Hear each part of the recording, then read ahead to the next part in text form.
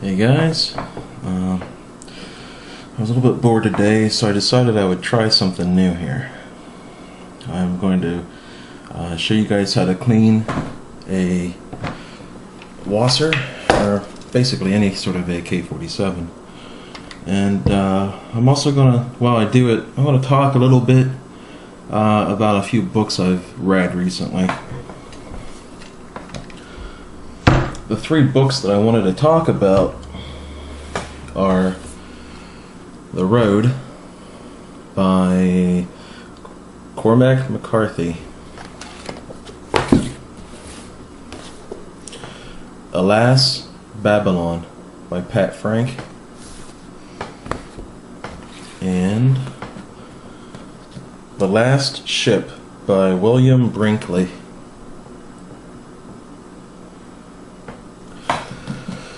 I just thought I'd sort of ramble on about these books if I have enough time to do so while I do this. So basically the first thing you want to do is you want to break it down. You want to field strip it.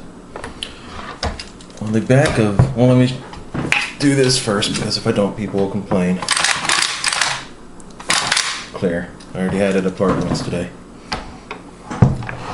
There's a button here, if you want to call it that. You simply press it in. Pull the dust cover off, grab your recoil spring, and you just push it forward, slide it out of its seating. Pull this all the way out, and if you want to, you can even take your, what the heck do you call this, the gas chamber out. Alright, there's a lever right here. I'm not sure how well you can see that. This is the lever. You just pull up on it until it's sticking straight up and down, and you hold it there. And there you go, it's out. And if you want, you can pull all the trigger stuff out. I really don't want to, because it's a pain for me to get it all back in right. Just my personal preference. You really don't need to clean down there anyway. Well, I don't, at least not often. You're gonna need your cleaning rods. The AK should come with one if you don't have one. You'll have to do what I did and go out and buy one. I got slightly shortchanged by not getting one. Need my oil. And I have my Tetra gun grease. Goes really well with the AK. I'll show you how to put that gun grease on there too. Now these aren't 7.62 bores, whatnot. These are different sizes, but I find that they can fit kind of snug into the gun, so I use them.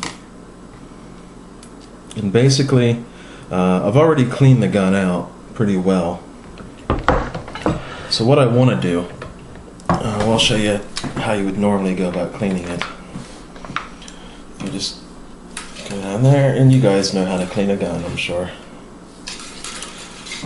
But since I'm just oiling it up, what I'm going to do is take some oil. I have a cloth over here for that, and just get it nice and damp. You don't need to put a ton on there. And if you do what I did and you drip a little bit, you can even use your sponge to, your wool, to just clean that up. And you just want to run it down in there once or twice so that you have a nice coating of oil. You don't want to overdo it. You have a nice coat of oil in there now. And if you really wanted to clean your barrel out, you could do something like this. This is a wire. You run it through there and it will get shavings and stuff out of your out of the rifling of your gun. Help clean it up. Anyway, you take your gun grease here, and you want to apply it to the rails right here on your on the inside, where I'm tapping it, of the inside of the gun here. This is where your I'm not sure if it's called the piston rod or what. I don't want to call it something and have people complain at me I call it the wrong thing.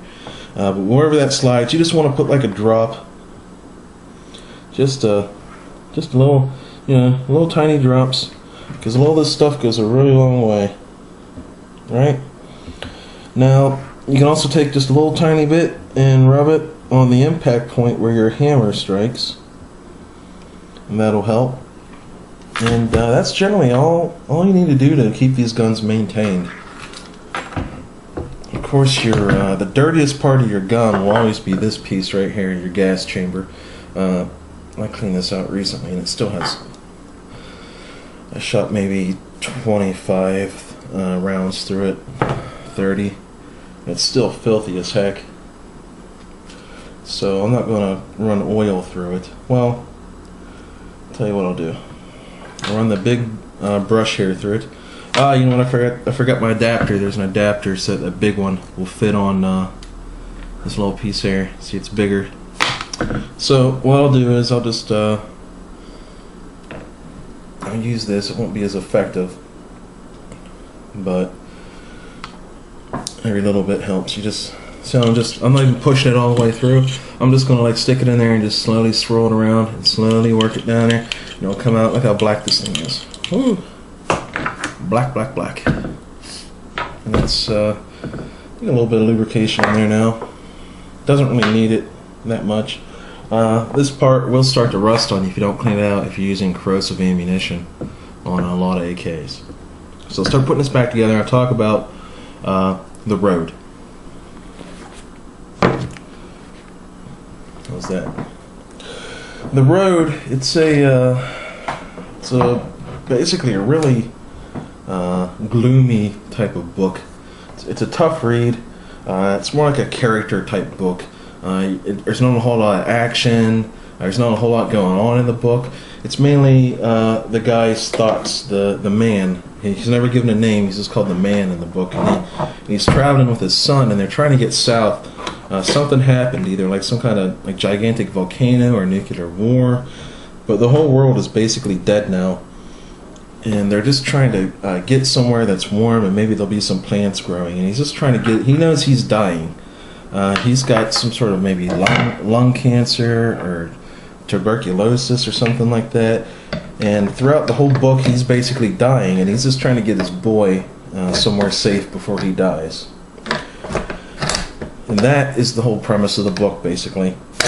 If you've seen the movie, the movie follows it fairly closely. It's not an action. It's not exactly an action movie either. It's just like a character thing. It's like a dark look at the heart of man, or whatever you want to call it. And in my opinion, it's not the best post-apocalyptic book you can get. In my opinion, the best one out of the three would be this one right here, Alas, Babylon. It's not going to stand up, but you saw it earlier. Alas, Babylon is set like in the 1960s, really late 50s, earlier 60s. Actually, I'm not even sure when it's set. Basically, it's like a Cold War type book, and the whole premise behind it is that this guy gets warning. He's like ex-military. He gets warning that nuclear war is about to happen between the U.S. and the Soviets.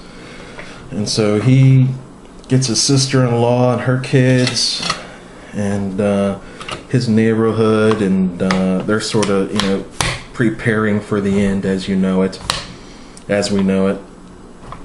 And he has time to prepare. And he knows it's coming, so he prepares pretty well. In my opinion, it's pretty unrealistic, the book, because of how well prepared he is for it to come. He's got basically everything he needs to survive. I mean, he's got fresh water, he's got guns, he's got stores, he's got like an old Model T car, something like that, something really good fuel economy, so his fuel lasts a long time. And he knows a doctor, so there's a doctor there to take care of everyone. Pretty unrealistic. Not everyone's going to have all that stuff. Something bad would ever happen. So that's the flaw I see in that particular book. But I think other than that, it gives a pretty realistic interpretation of what it would be like. There's various strife and fighting in the area. People are fighting over just little things. There's some people who kind of just sit back and go, well, the power will be on tomorrow, and the government will restore everything. It'll all be fine, and they just kind of sat around and died because they kept believing, you know, the government would step in and save them.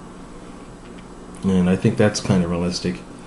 It's a really good book. I'd recommend it. Go to Amazon, and you know, if you can find it, get it cheap. You can get it for like maybe $5 or something. I don't know how much it is anymore, but I'm sure you can get a used one. Mine's used. I buy almost all my books used from Amazon. I don't mind. And it doesn't look like I'm going to have the opportunity to talk about The Last Ship right now, but that's how you basically clean your gun and lube it up.